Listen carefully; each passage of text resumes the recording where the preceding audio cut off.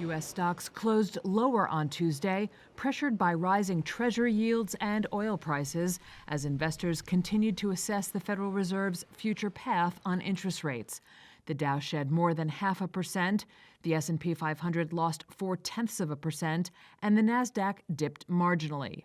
While all three stock indexes logged gains last week on hopes for a less hawkish Fed, that sentiment has somewhat faded this week. U.S. Treasury yields rose after factory orders fell less than predicted, and Fed Governor Christopher Waller said it suggests that the central bank need not change rates anytime soon. Rob Hayworth, Senior Investment Strategy Director at U.S. Bank Wealth Management, said this continues to make bonds a solid alternative to stocks. If you need your portfolio to grow at 5% a year, you can do that by owning treasuries. Great, right? That's a simple, safe thing to do. You don't have to be subject to the day-to-day volatility of the equity market, which, as we were all reminded in 2022, can still be large. And U.S. crude prices continued to rally on Tuesday, dampening the Fed's efforts to push inflation back to 2%.